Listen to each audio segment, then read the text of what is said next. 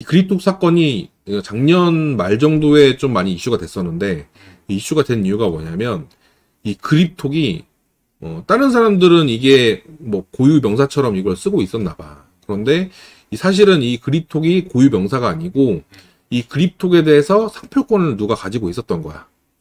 그립톡이라는 상표권. 그래서 그립톡에 대해서 그 상표권을 가지고 있어서 그 업체가 이제 다들 이런 제품에 대해서 그립톡이라고 상품명을 써가지고 팔고 있었는데 작년 말 정도에 이제 이 상표권자가 상표권 침해라고 하면서 내용 증명을 싹 날린 거야. 위탁 판매자들한테. 걔네들한테 이제 내용 증명을 날리고 또 합의금을 좀 많이 이렇게 요구를 했대. 그래가지고 이게 막 뉴스에도 나고 이렇게 됐던 것 같아. 다음에 보면은 그래서 이 그립톡 상표권을 소유한 데가 아이버스터라는 곳인데 얘네들이 한 1000곳에다가 내용 증명을 보냈나 봐. 많이도 보냈네. 그래서 원래 그 우리도 그렇고 상표권 침해한 사람들한테 이걸 침해를 알리려면 내용 증명을 보내야 돼. 그래서 뭐 1000곳이라고 하면 좀 많긴 한데 어쨌든 내용 증명 보내는 것 자체는 뭐 이걸 뭐라고 할 수는 없단 말이야. 그런데 얘네들이 이제 좀 비난을 받는 거는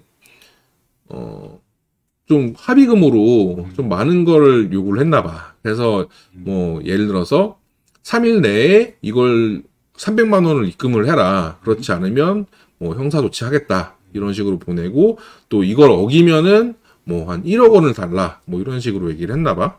그래가지고 이걸 이제 판매자들이 뭐 제보를 해서 뉴스 기사도 났고 다음 장을 보면은 이건 로톡이라는 곳인데 여기에는 이제 변호사 상담하는 곳이야. 그래서 이렇게 어플로 돼가지고 변호사한테 나 이런 법률 상담 필요해 하면은 이제 변호사가 연락하고 이런 이제 플랫폼인데 이 업체에도 이제 그립톡 상표권에 대한 이제 얘기가 나오기 시작했어. 그래서 여기서 보면은 스마트 스토어를 이제 운영하는 사람인데 자기한테 이제 내용 증명 받았대. 그래서 보니까 벌금 300만 원을 3일 이내에 지급하고 또 이걸 어기면 위약벌로 1억 원을 지급해야 된다. 이렇게 적혀 있었다고 하더라고. 위약벌이 뭐야? 그래서 아니 원래 여기 적혀 있는 벌금 300만 원은 벌금을 어떤 사람이 부과하는 건 아니잖아. 벌금이라는 거는 나라에서 이제 뭐 과태료나 아니면은 어떤 그 형사상 어떤 위법 행위를 했을 때 처벌 규정에 해당될 때 이제 처벌되는 건데 아마 이 사람이 뭐 좀 잘 모르고 이제 벌금이라고 쓴 것 같아. 그리고 또 위약벌이라고도 돼 있는데 사실 상표 침해에서는 그 상표 침해에 따른 손해배상이라고 하지 이걸 위약벌이라고 하진 않아. 위약벌은 이제 너랑 나랑 계약을 했을 때 그 계약을 어겼을 때 뭐 위약금이나 아니면은 뭐 징벌적인 어떤 손해배상의 성격으로 위약벌이라고 이제 하거든. 그래서 이제 엄밀히 따지면은 위약벌에 대한 얘기는 아닌데 이 사람은 이제 좀 이런 부분을 잘 모르고 있어서 아마 위약벌이라고 한 것 같아. 잠깐만. 그러면 300만 원 곱하기 1000곳이면 30억 원이네? 300만 원 곱하기 1000곳이면 근데 뭐 그 중에서 일부는 이거를 뭐 합의를 하고 일부는 뭐 사정사정 해서 깎고 또 뭐 안 주고 무시하고 이런 거 고려하면은 완전 협박이네. 300만 원 3일 내에 안 내면 1억 내라는 거네. 그래서 우리가 보통 이제 내용 증명을 보낼 때는 뭐 3일 내에 이걸 주지 않으면 뭐 어떻게 하겠다 이런 표현은 좀 자제를 하고 보통은 당신이 하고 있는 건 상표권 침해입니다. 이걸 위반했을 때는 뭐 우리가 손해배상도 할 수 있고 또 이거를 했을 때는 뭐 7년 이하의 뭐 징역 그리고 뭐 1억 원 이하의 벌금 이런 식으로 뭐 처벌을 받을 수 있습니다. 이렇게 좀 무미건조하게 알리는 형태로 하는데 아마 여기 보니까 여기 법무팀이라고 돼 있어. 그래가지고 아마 어떤 그 법률 전문가의 조력을 받은 게 아니라 자체적으로 대응하다 보니까 좀 이렇게 좀 잘못된 표현들 이렇게 뭐 벌금이나 위약벌로 쓴 게 이 사람이 오해하고 쓴 걸 수도 있는데 그게 아니라 이 회사에서 이렇게 보낼 수도 있을 것 같아. 그래서 이렇게 좀 많은 사람들이 그 좀 그립톡 상표권자한테 시달렸다. 무섭겠네. 이렇게 좀 글을 올리고 하다 보니까 이제 그 언론사에서도 이거를 좀 조명하기 시작했어. 그래가지고 방송에서도 SBS나 이런 좀 메이저 언론사에서도 이걸 취재하기 시작했는데, 양쪽을 다 취재를 했어. 그래서 상표권자 입장에서도 들어보고, 또 이제 판매업자 입장에서도 들어보고, 이렇게 했는데, 상표권자는, 우리 그립톡이라는 게 우리 등록된 상표권이기 때문에, 이거를 보호하기 위해서는 뭐, 많은 사람들이 쓰고 있으면 다 우리가 조치를 해야지, 그렇지 않으면 우리 상표권을 지키지 못하지 않냐, 이런 입장이고, 또 판매업자 입장에서는, 이거 남들이 다 그립톡이라고 쓰고 있어서, 내가 이걸 나도 그냥 그립톡이라고 쓴 건데, 이게 그냥 나는 고유 명사인 줄 알았지, 이거를 누가 상표권을 등록했을 줄은 몰랐다, 이런 식으로 이제 얘기를 하더라고. 그리고 또 이제 언론사에서 또 인터뷰를 했어. 그래서 이 그립톡이 과연 다른 사람들한테는 어떻게 인식이 되고 있나, 이걸 좀 취재를 했는데, 좀 20대나 30대 이런 사람들은 이 그립톡 제품을 보고서는 이거 바로 알아차리더라고. 그래서 이거 그립톡이라고 부르는 것 같은데요, 이렇게 얘기를 하고, 좀 나이가 있으신 분들은 이제 인터뷰를 하면서 뽁뽁이 이런 식으로 좀 잘 모르시는 반응을 보이더라고. 높은 연령대는 잘 모르는. 그런 것 같아. 그리고 뭐 나도 사실 그립톡이라는 걸 안 썼기 때문에 사실 이걸 처음 봤을 때 이게 그립톡이라고 이렇게 반응을 했었고, 그리고 또 재한아, 너도 그립톡 모르잖아. 그렇지. 재호는 그립톡 알고, 그렇지. 자, 그래가지고 다음 페이지야. 그러니까 4페이지. 판매자가 그립톡을 모르고 팔았는데 그게 죄가 되는 거야? 그게 그러니까 결론은 아니, 죄가 되는 거 모른다고 아니야? 하는데 모를 수가 있냐 이거지. 죄가 되진 않아.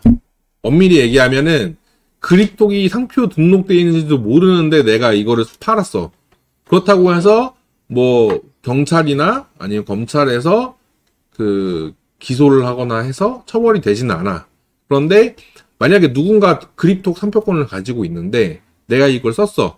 그러면은 상표권자는 쓰고 있는 사람한테 이거 쓰지 말아달라, 이렇게 요구를 할 수 있는 거지. 그리고 그거를 받아들이지 않으면 법원에 신청을 해서 법원한테 쓰지 말아라, 이런 명령을 신청할 수 있는 거지.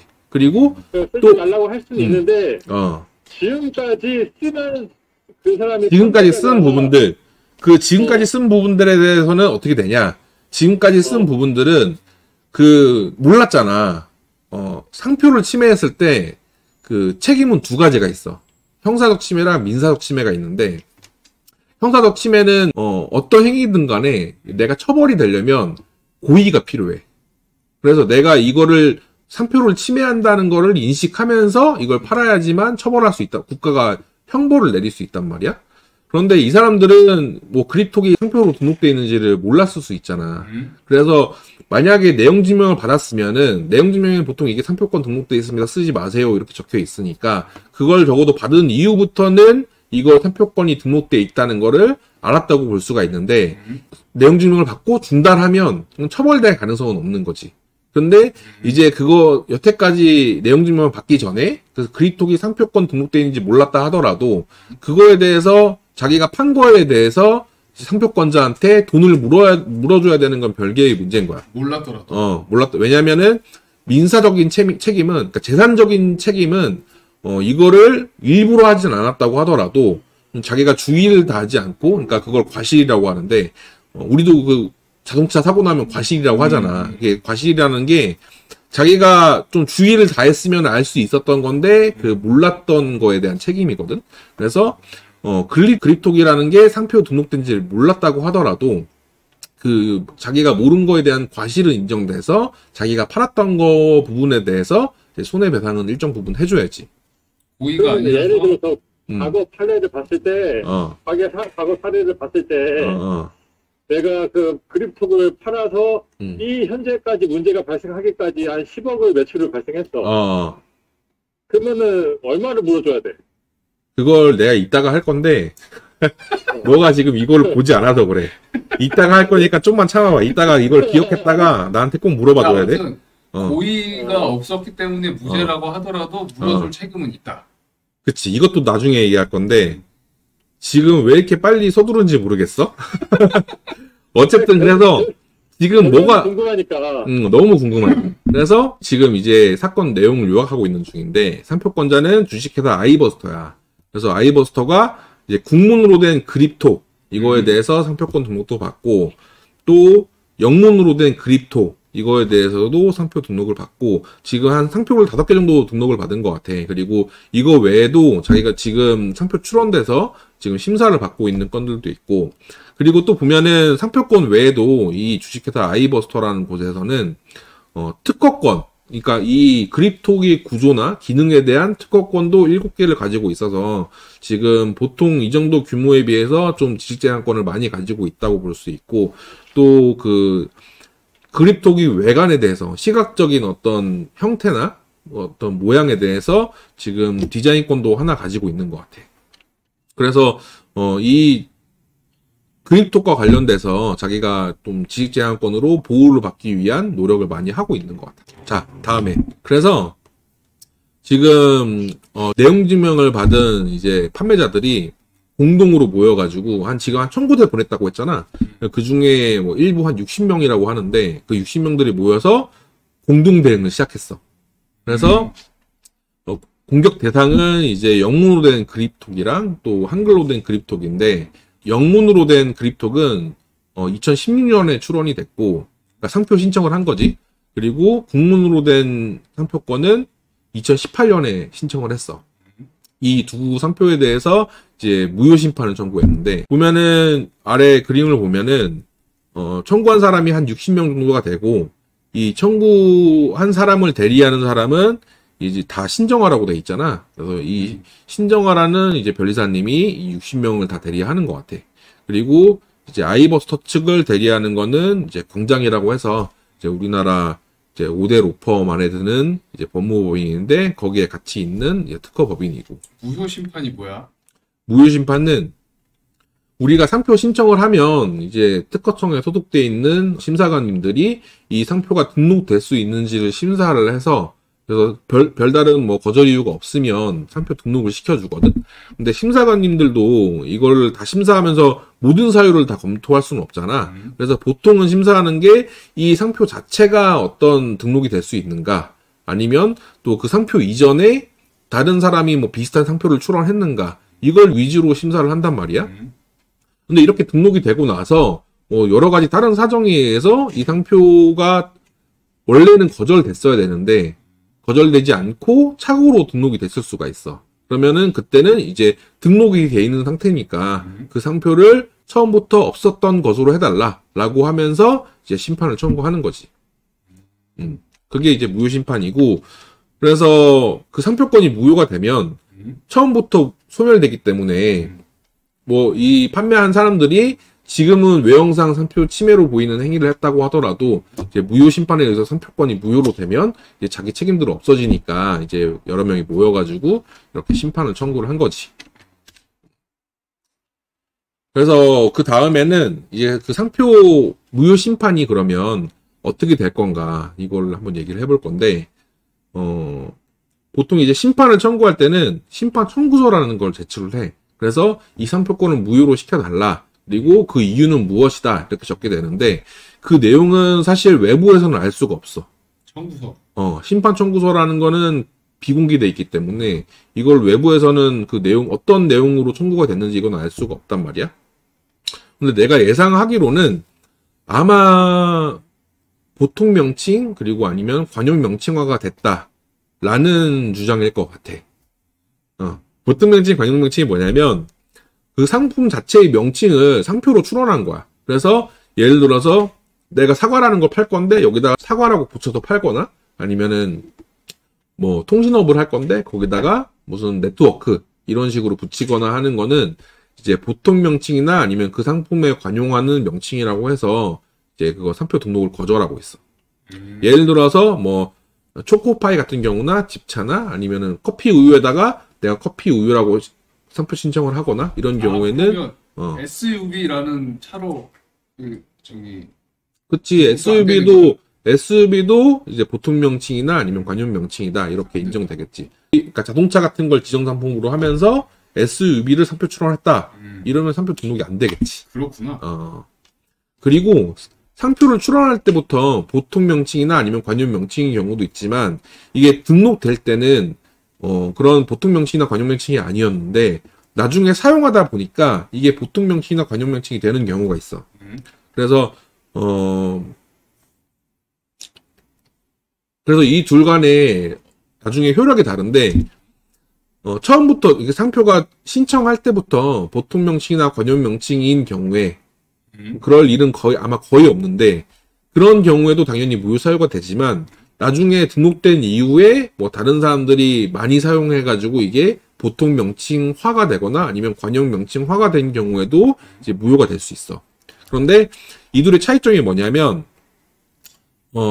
처음에 등록할 당시부터 보통 명칭, 관용 명칭인 경우에는 아예 이 상표 등록 자체를 없애는 효과가 나고 그렇지 않고 상표 등록될 때는 보통 명칭이나 관용 명칭이 아니었지만 나중에 이제 사용에 의해서 그런 보통 명칭이나 관용 명칭이 됐을 때는 그게 이제 증거에 의해서 보통 명칭이나 관용 명칭이 됐다고 인정되는 시점부터 소멸을 시키는 거야. 그래서 내가 예상하기에는 보통 명칭이나 관용 명칭화가 됐다. 왜냐하면 이게 등록된 시점이 2017년인데 이 17년에는 아마 이 그립톡이라는 게 많은 사람들에 의해서 사용되고 있지는 않았을 거야. 그래서 내가 예상하는 무효 사유는 아마 등록될 당시에 이 상표가 보통 명칭이나 관용 명칭이 됐다라는 주장이기보다는 2017년에 상표 등록이 되고 그 이후에 많은 사람들이 사용함으로써 이제 다수인이 사용해야 되는 그런 고유 명사가 됐다라는 주장일 것 같아. 그래서 만약에 심판 결과를 예상해 보면 60명들이 무효 심판 청구한 사람들, 이 사람이 손을 들어주게 되면 아마 심판 청구가 된 게 2023년 11월인데 그때부터 상표권이 소멸하게 될 거고 그 이전에는 유효하게 되는 거지. 그리고 만약에 상표권자의 손을 들어주게 되면 뭐 아예 무효 여지는 없고 그냥 다 처음부터 유효하게 되는 거지.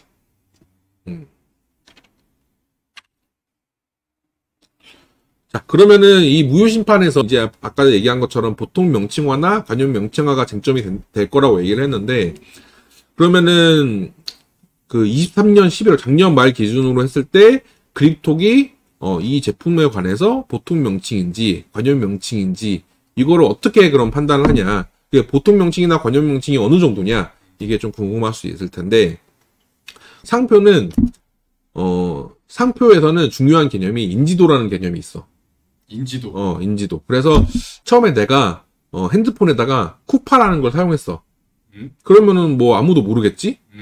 그런데 이걸 계속 사용하고 나는 핸드폰에 쿠파를 붙여서 팔고 또 내가 파는 핸드폰이 품질이 좋아가지고 많이 알려지니까 다른 사람도 사용하고 이런 식으로 유명해지면은 이제 뭐 루이비통이나 샤넬이나 뭐 에르메스처럼 이렇게 유명한 상표가 되는 거야. 브랜드가 돼. 그래서 상표법에서는 이렇게 단계적으로 우리가 상표법 공부를 할 때 1단계부터 5단계까지 있다고 얘기를 하거든.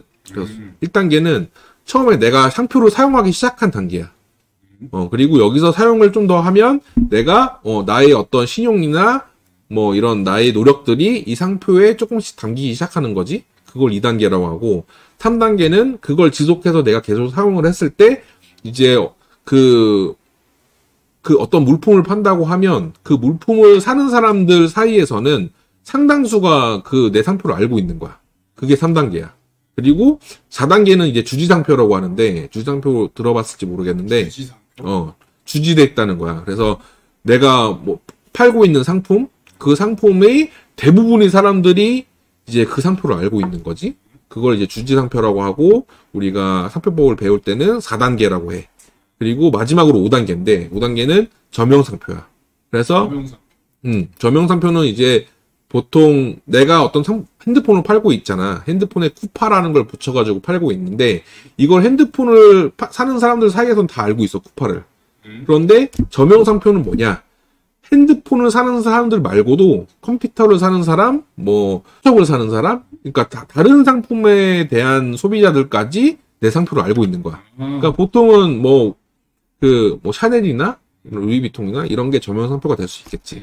그런데 그러면 이제 1단계부터 5단계까지 얘기했는데 주지상표나 저명상표는 되기가 되게 어렵잖아. 그렇지. 왜냐면은 내가 팔고 있는 상품의 거의 대부분의 또 소비자들이 내 상품을 알고 있어야 돼. 되게 어려운 건데, 그러면 보통 관용 명칭화는 어디에 있냐, 그 위치가. 저명상표보다 훨씬 더 많이 사용을 해야 돼. 그러니까 저명상표에 이른 다음에, 샤넬이나 루이비통처럼 저명상표에 이르른 다음에, 그 상태에서 더 계속 많이 사용을 하는 거야. 그래서 사람들이 이제 가방을 보면, 아, 이건 루이비통이다.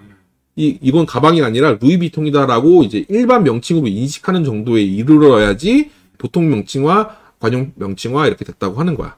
그래서 이 보통 명칭이나 관용 명칭은 우리가 그 실무를 할 때 사실상 거의 지적되지 않는 이유야. 왜냐하면 우리가 상표 출원을 할 때는 이게 관용 명칭인지 보통 명칭은 우리가 알고 있어, 일반적으로. 그래서 이걸 출원하지도 않고, 그거를 만약에 변리사가 놓쳐서 출원을 했다고 하더라도 심사관이 다 등록을 시켜주지 않아. 그래서 보통은 그 등록 당시에 이게 보통 명칭인데 심사상의 착오로 등록이 되는 경우는 없고, 지금 얘기하는 것처럼 후발적으로 보통 명칭화, 관용 명칭화가 되는 경우인데, 이것도 사실 내가 얘기한 것처럼 엄청나게 많이 사용을 해야 된단 말이야. 그래서 실질적으로 이제 보통 명칭화나 관용 명칭화가 인정돼서 무효로 된 사례가 거의 드물어. 그래서 내가 사례를 가져와 봤는데, 이제 보통 명칭이나 관용 명칭으로 인정된 사례들은 대표적인 예가 지프차야, 지프차. 우리는 집차를 알잖아. 그래서 박스형의 소형 자동차를 지칭하는 게 우리는 집차라고 부르잖아. 원래는 이게 지프라는 회사의 상표권이었는데, 이게 나중에 이제 많은 사람들이 박스형의 소형 자동차를 집차라고 부른다고 인정이 돼서, 그래서 상표권이 보통 명칭화 됐다, 이렇게 인정된 사례고. 무효가 된 거네, 무효? 그치, 무효가 된 거지. 그리고 그거 외에도 뭐 바셀린도 우리는 당연히 상표라고 생각 안 하고 제품이라고 인식하고 있잖아. 바셀린도 이제 보통 명칭화가 된 거고, 특정인의 상표였다가 이제 그게 너무나 많이 사용돼서 이제 보통 명칭이 된 경우고, 초코파이도 원래 우리는 그 오리온 초코파이가 원래 시작을 한 건데, 그것도 너무나 알려져 있고 모든 사람들이 초코파이를 먹고 그 마시멜로가 있는 초코파이라고 생각을 하니까 이제 초코파이도 보통 명칭화가 된 거지. 원래는 오리온의 상표였는데. 그리고 그거 외에도 아스피린 같은 것도 원래는 상표였는데 보통 명칭화가 된 경우고, 이제 드라이 아이스도 이제 그런 경우고. 근데 또 반대로 그러면 보통 명칭, 관용 명칭이라고 인정이 되지 않은 사례들은 어떤 게 있냐면, 티라미슈. 티라미슈 왜 안 돼? 티라미슈는 이게 물론 2002년 기준으로 판단된 거긴 한데, 이것도 그쪽에서는 이제 티라미슈 자체가 보통 관용 명칭화가 됐다, 이렇게 주장을 했는데, 법원에서는 이런 주지성이나 2002년 기준으로 했을 때의 주지성이나 어떤 그런 판매 시적들을 봤을 때, 아까 전에 얘기했던 1, 2, 3, 4, 5단계 그 정도 어느 선에서는 있다고 볼 수 있지만, 그걸 더 넘어서가지고 이거를 상표가 아니라 아예 이 상품에 대한 고유 명사라고 인정하기에는 좀 부족하다, 사용량이.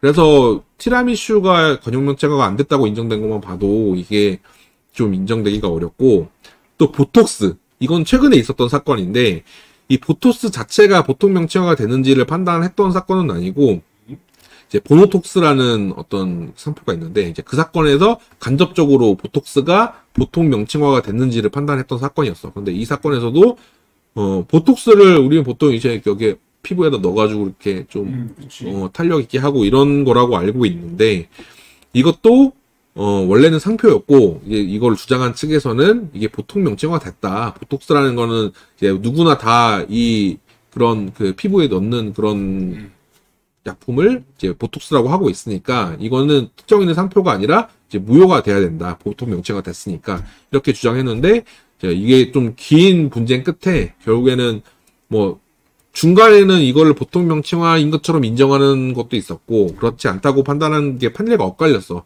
그런데 최종적으로 2015년 기준으로 했을 때 보통 명칭화가 되지 않았다라고 해서 이제 종지부를 찍었지. 상표권이 유효하다. 그치, 상표권이 유효하다. 보통 명칭화, 그러니까 보톡스도 보통 명칭화에 이르지는 못했다라고 판단이 된 거지. 자, 그러면은 우리 사건에서도, 이 그립톡 사건에서도, 재하나. 아니, 잠깐만. 나 궁금한 게 있는데. 아니, 그러면 내가 상표권을 등록해가지고 너무 억울하다. 잘 사용하고 있는데 그 보통 명사가 돼버리면은 똑같잖아. 똑같지. 그거 거부할 수는 없는 거야? 그래서 근데 내가 아까 내가 얘기를 했잖아. 이게 상표라는 게 그 사용을 하면서 점점 인지도를 쌓아가는 거야. 그런데 우리가 알고 있는 샤넬이나 루이비통이나 이런 것도 주지상표나 아니면 전명상표 정도까지밖에는 이르지를 못했어. 그래서 보통 명칭화는 정말 그러니까 전명상표도 사실은 실무적으로 거의 인정될 수가 없어. 왜냐면은 이제 어떤 상품을 판매할 때 어떤 그 상품의 범위를 넘어서 다른 상품에 대한 수요자도 이걸 알고 있어야 되거든. 샤넬이나 유리비통 같은 거는 우리가 꼭 가방을 사는 사람이 아니더라도 다 알고 있잖아. 그러니까 그 정도가 돼야지 주지상표, 전명상표가 되는 거야. 근데 보통 명칭화는 내가 아까 뭐라고 했어? 그거를 훨씬 더 뛰어넘어도 더 많이 사용을 해야 된다고 했잖아. 이게 그래서 전명상표에 이르렀으면은 이제 다른 사람들이 다 많이 사용했기 때문에 보통 명칭화가 되는 거란 말이야. 그래서 상표권자는 내가 만약에 그 상표를 가지고 있잖아. 그러면은 보통 명칭화가 되지 않도록 이거 쓰지 마. 이거 내 상표야. 이렇게 계속 알리고 관리를 해야 돼. 그렇게 할 수 있잖아. 지금 상표권자는 그걸 금지할 수 있는 권리도 있고, 그래서 이거를 하면은 이제 그런 사용하는 사람들이 줄어들겠지? 그리고 그거를 이제 상표라고 알리는 노력도 계속 해줘야 돼. 그럼에도 불구하고 사람들이 무시하고 사용해서 보통 명칭화가 되어 가려고 해. 자기가 소송을 걸어서 법원의 명령을 받거나 아니면은 내가 명령을 받는 속도보다 사용하는 속도가 너무 빠르게 올라간다. 그게 너무 억울함. 그러면 억울할 수도 있겠는데 사실 이제 그게 단기간에 되진 않고 아마 상표권이 있는데 그거를 뭐 한 10년, 20년 이렇게 방치했을 때 그렇게 된단 말이야. 그래서 뭐 짧은 기간에 뭐 2년 정도 이렇게 많이 사용했다고 해가지고 이거를 쉽게 인정은 하진 않아. 이게 뭐냐면 내가 이제 여기서도 이제부터 얘기할 내용인데, 자, 그립톡이 그러면 그립톡이 아까 전에 얘기했던 저명상표를 뛰어넘어서 이제 보통 명칭화, 관용 명칭화가 됐느냐? 가 쟁점이야. 이게 쟁점인데, 먼저 내 생각에는 그 보통 명칭화나 관용 명칭화에 이르렀다고 보기에는 좀 부족한 감이 있지 않나. 왜냐면 내가 아직 자료를 본 게 아니고 주장을 아는 건 아니지만 일단은 내 나름대로의 한번 얘기를 해볼게. 그런데 먼저 이 그립톡이라는 게 내가 찾아보니까 어떤 뭐 네이버 사전이나 아니면 지식백과나 이런데 뭐 그런 용어에 대한 정의가 등록돼 있지는 않아. 그래서 보통은 이제 우리가 보톡스라던가 뭐 이런 단어들은 검색을 해보면 이거는 뭐 어떤 회사의 상표입니다. 이렇게 정의가 돼 있거나 아니면 요즘에는 이제 위키백과 같이 다른 사람이 참여하는 백과들도 있으니까 그런데 등록이 돼 있어. 그런데 일단은 첫 번째로는 그립톡은 사전에 등록돼 있지 않다. 두 번째, 이제 네이버 블로그에 내가 검색을 해봤어.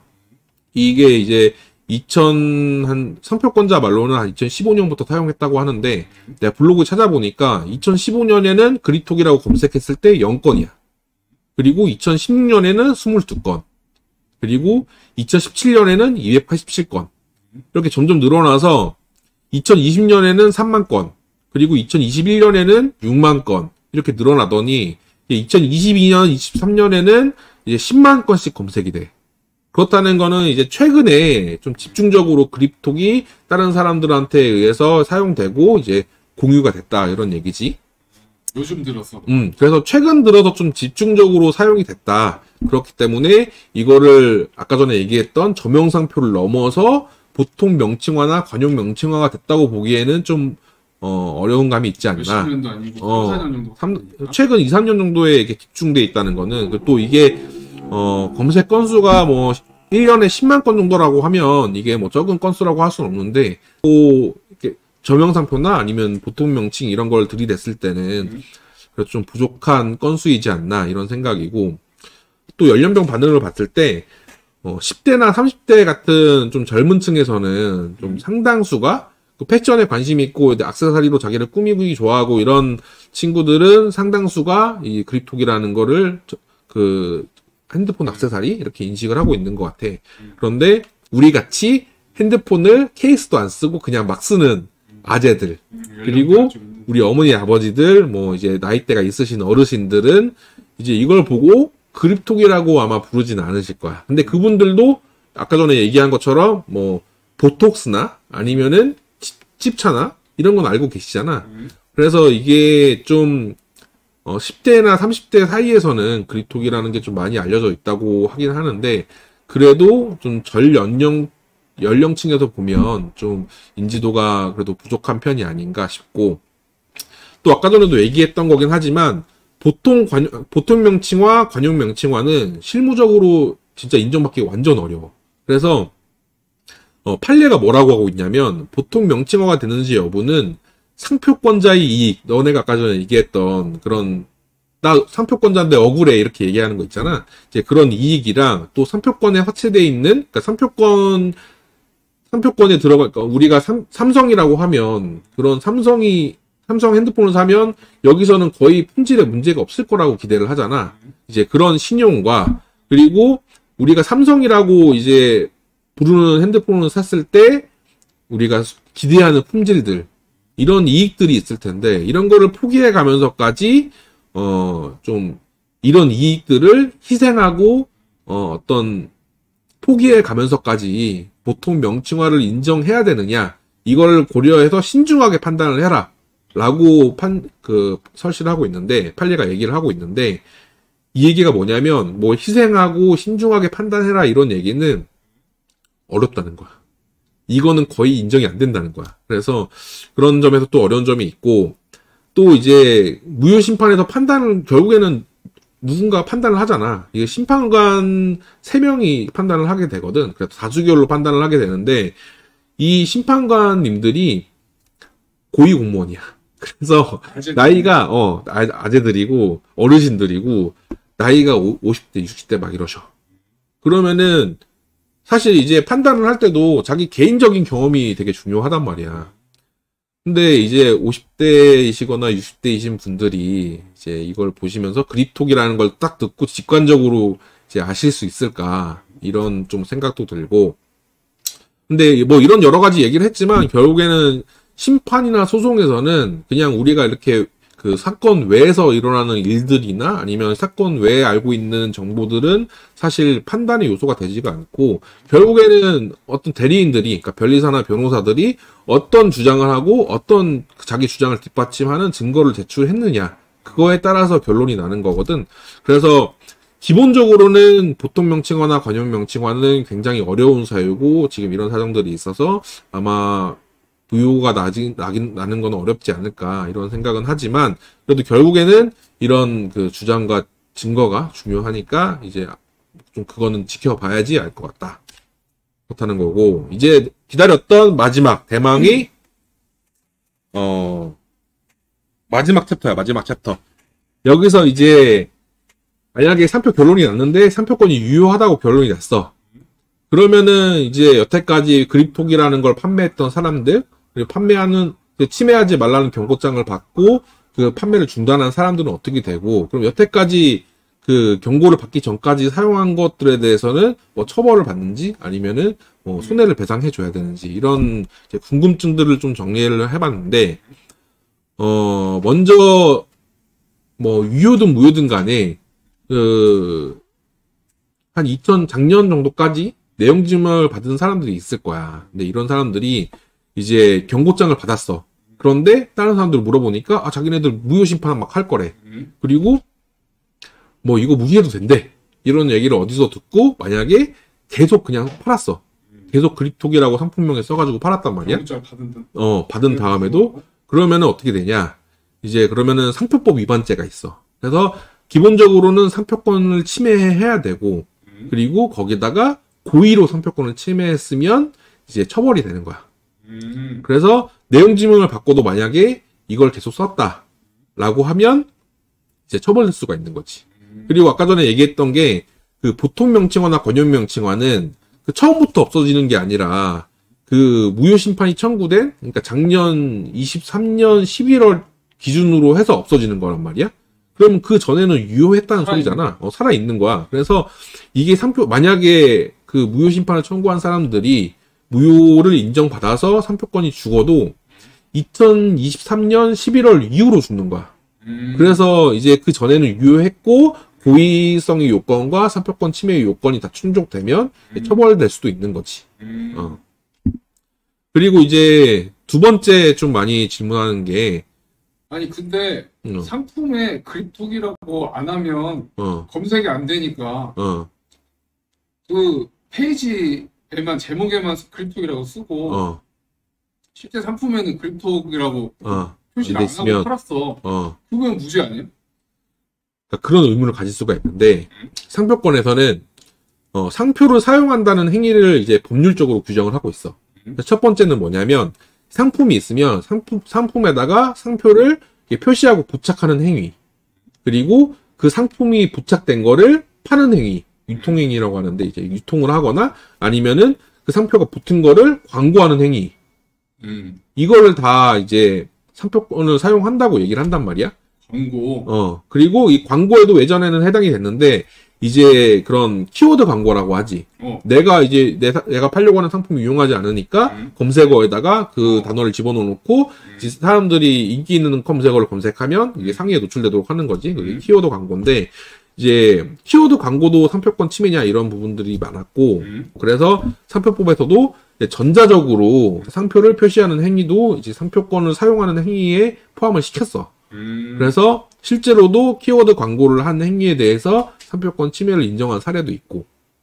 그래서 만약에 내가 파는 상품이 여기 그 파는 핸드폰 액세서리에는 뭐 다른 뭐 쿠파라는 이런 상표가 붙어 있고 다만 이제 이거를 팔려고 인터넷에 올릴 때 그 상품명에다가 다 그 그립톡이라고 검색을 하니까 그립톡으로 쓰면은 그런 행위 자체도 이제 상표권을 침해한 행위가 될 수 있는 거야. 이런 경우에 예를 들어 반대로 생각해 보면 상표권자는 이제 그 상품명에 자기 상표가 그립톡이 들어가 있는 거잖아. 그러면 이걸 하지 말아달라 이렇게 얘기를 할 수 있어야 되는 거지.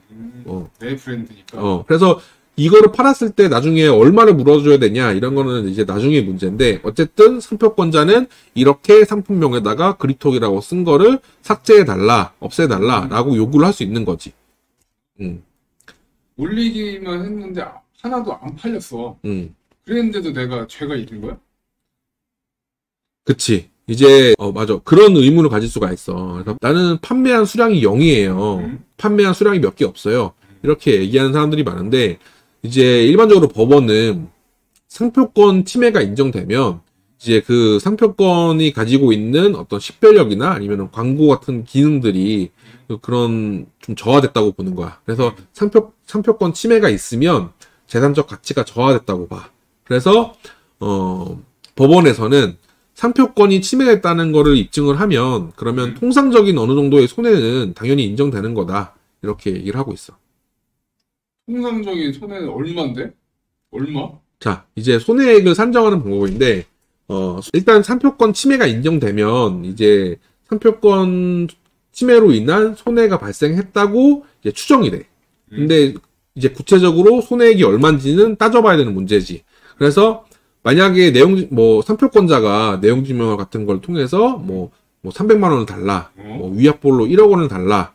이거는 상표권자가 요구하는 금액이지, 이걸 자체를 손해배상으로 인정해주는 건 아니고, 손해배상은 법원에서 이 상표권자가 상표권 침해로 손해를 어느 정도 입었냐, 이거를 심리를 해서 그거에 따라 인정하는 금액이 손해액으로 되는 거야. 그래서 손해액을 산정하는 방식이 여러 가지가 있는데, 첫 번째로는, 만약에 내가 수량을 100개를 팔았어. 그러면 이 수량 100개 판 거에다가, 원래 상표권자가 하나 팔았을 때 얻는 이익 있잖아. 그거를 곱해가지고 이제 손해액을 산정하는 방법이 있고, 그리고 두 번째는 이제 침해자가 그걸로 얻은 이익을 산정할 수 있다면 그걸로 산정을 하게 될 텐데, 아까 얘기했던 것처럼 뭐 판매한 수량이 없다라고 하면 아마 여기서도 인정이 안 될 거고, 세 번째는 보통 상표권자가 이 경우에도 그래. 그립톡 같은 경우에도 카카오 프렌즈에 라이센싱을 줬다고 하더라고. 그런 경우에 만약에 금전을 받았다면 상표권자는 라이센스를 줬을 때 일반적으로 기대할 수 있는 이익이 있을 텐데 그걸 박탈당한 거잖아. 그런 경우에는 그 기대할 수 있는 합리적인 실시료 이거를 손해액이라고 주장할 수 있는 거지. 그리고 네 번째는 1, 2, 3번을 다 해봤는데 도저히 이거 손해가 발생한 거 맞는데 구체적인 액수를 산정할 수가 없다라고 할 때는 법원이 재량으로 이제 손해액이 어느 정도다라고 여러 가지 사정을 참작해서 손해액을 인정할 수가 있고 또 이제 법정 손해배상이라고 있는데 이런 손해액을 산정하는 과정들이 너무 복잡하고 어렵고 매출을 막 받고 해야 되니까 이런 거 하지 않고 만약에 위조 상품인 경우에 짝퉁인 경우에는 그냥 1억 원 한도, 원래는 5천만 원이었는데 이제 인상돼서 1억 원으로 이제 한도가 늘어날 건데, 이제 위조 상품인 경우에는 1억 원 한도 내에서 그냥 법원이 직권으로 손해배상액을 정할 수 있는 거야. 그리고 이제 악의적으로 상표를 침해한 경우가 있어. 그러니까 상표권 침해인지를 알면서 이제 파는 경우는 고의고, 아까 전에 얘기했던 형사처벌되기 위한 요건으로서의 고의고, 악의라는 게 뭐냐면, 이 상표가 너무 유명한 거야. 그래서 여기에 편승해가지고 내가 불법적인 이득을 취하기 위해서 악의적으로 막 루이비통 위조 상품 막 만드는 거야. 그래서 악의적으로 이렇게 손해배상, 상표권 침해를 했을 때는, 이렇게 악의적으로 상표권 침해를 했을 때는, 아까 전에 산정했던 방법에 따라서 산정된 금액 있잖아. 아니, 1항부터 4항까지 손해액을 뭐 산정을 했어. 예를 들어서, 뭐, 산정했더니 손해액이 5천만 원이 나와. 그러면 그거의 3배인 1억 5천만 원. 1억 5천만 원 한도 내에서 손해액을 뻥튀기 시켜서 인정을 할 수가 있는 거야. 악의적으로 상표권을 침해한 경우에 있어서. 그거는 이제 위조 상품일 때.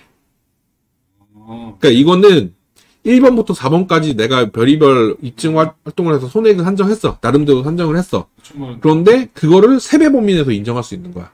근데 아까 전에 얘기했던 법정 손해배상 이건 뭐냐면 그런 손해액을 입증하기 위한 매출이 얼마고 몇 개 팔았고 이런 과정을 할 필요 없이 그냥 위조 상품을 만들었으면 묻고 따지지도 않고 그냥 1억 내에서 얼마 이렇게 그냥 손해액을 인정할 수 있는 거지. 그래서 이런 게 궁금했을 때는 한 부장한테 전화를 해라. 그렇구나. 그러면 돼. 내가 다 해결해 줄게. 내가 지적재산권 문제 다 해결해 줄게. 오케이? 콜? 오케이. 좋아. 오늘은 여기까지 합시다.